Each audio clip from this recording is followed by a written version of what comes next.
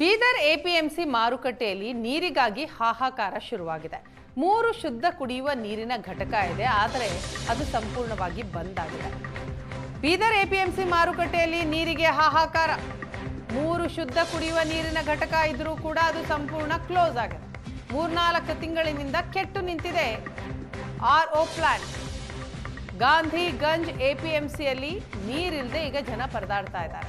ಪ್ರತಿದಿನ ನೂರಾರು ರೈತರು ಬೆಳೆ ದವಸ ಧಾನ್ಯ ಮಾರಾಟಕ್ಕೆ ಅಂತ ಬರ್ತಾರೆ.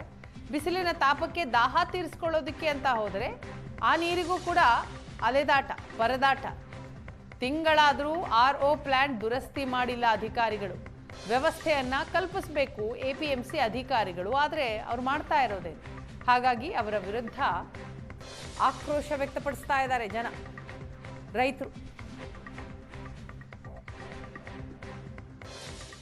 ಗಡಿ ಜಿಲ್ಲೆ ಬೀದರ್ನಲ್ಲಿ ರಣಭೀಕರ ಬಿಸಿಲಿರ್ತಕ್ಕಂಥದ್ದು. ಈ ಒಂದು ಬಿಸಿಲಿನಲ್ಲಿ ಕುಡಿಯುವ ನೀರಿಗಾಗಿ ಜನ ಪರದಾಟ ಅನುಭವಿಸ್ತಕ್ಕಂಥ ದುಸ್ಥಿತಿ ಇರ್ತಕ್ಕಂಥದ್ದು. ಆದರೆ ನಗರದಲ್ಲಿರ್ತಕ್ಕಂಥ ಕೃಷಿ ಉತ್ಪನ್ನ ಮಾರುಕಟ್ಟೆಯಲ್ಲಿ ಶುದ್ಧ ಕುಡಿಯುವ ನೀರಿನ ಘಟಕ ಬಂದಾಗಿ 2-3 ತಿಂಗಳು ಕಳೆದರೂ ಸಹ ರಿಪೇರಿ ಮಾಡ್ತಕ್ಕಂಥ ಕೆಲಸ ಆಗಿಲ್ಲ, ಜನರಿಗೆ ನೀರು ಒದಗಿಸ್ತಕ್ಕಂಥ ಕೆಲಸ ಕೂಡ ಆಗಿಲ್ಲ.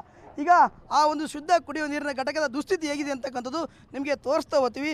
ದೃಶ್ಯದಲ್ಲಿ ಕೂಡ ಗಮನಿಸಿದ್ರಿ, ಕೃಷಿ ಉತ್ಪನ್ನ ಮಾರುಕಟ್ಟೆ ಸಮಿತಿ ಬೀದರ್ನ ಒಂದು ಶುದ್ಧ ಕುಡಿಯುವ ನೀರಿನ ಘಟಕ ಆಗಿರ್ತಕ್ಕಂಥದ್ದು.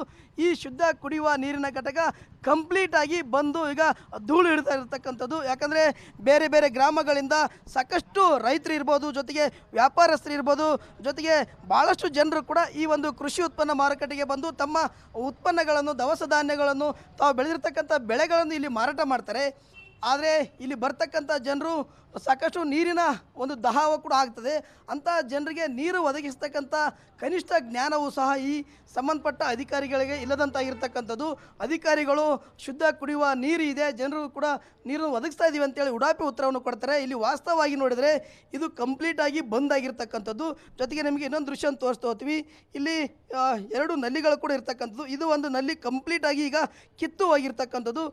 ಈ ನಲ್ಲಿ ಇಲ್ಲೊಂದು ನಲ್ಲಿ ಇರ್ತಕ್ಕಂಥದ್ದು, ಜೊತೆಗೆ ಇಲ್ಲಿ ಒಂದು ನಲ್ಲಿ ಇರ್ತಕ್ಕಂಥದ್ದು. ಈ 2 ನಲ್ಲಿಗಳು ಕಂಪ್ಲೀಟಾಗಿ ಕಿತ್ತು ಹೋಗಿದ್ದರಿಂದ ನೀರು ಬರೋದಾದರೆ ಹೇಗೆ, ಜನ ನೀರು ಕುಡಿಯೋದಾದರೆ ಹೇಗೆ ಅಂತಕ್ಕಂಥ ಪ್ರಶ್ನೆ ಇರ್ತಕ್ಕಂಥದ್ದು. ಆದರೆ ಇಲ್ಲಿ ಕಂಪ್ಲೀಟಾಗಿ ಬಂದಾಗಿರುವ ಕಾರಣಕ್ಕಾಗಿ ಮತ್ತೆ ನಿಮಗೆ ಇಲ್ಲಿ ಒಂದು ಬೋರ್ ಕೂಡ ಇರ್ತಕ್ಕಂಥದ್ದು ಇದೆ ಪಕ್ಕದಲ್ಲಿ.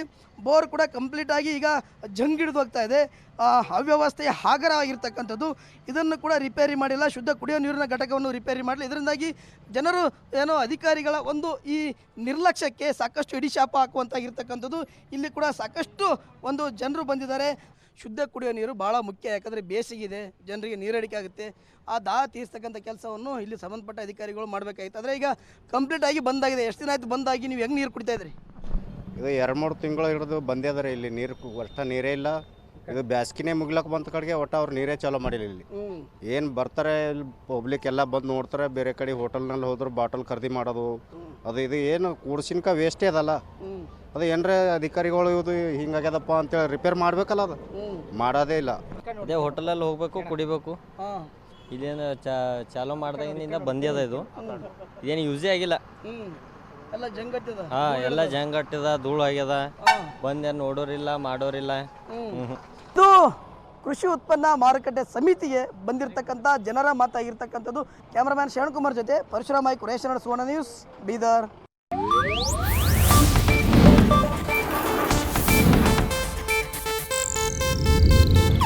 ಇದು ಏಷ್ಯಾನೆಟ್ ನ್ಯೂಸ್ ನೆಟ್ವರ್ಕ್ ಪ್ರಸ್ತುತಿ.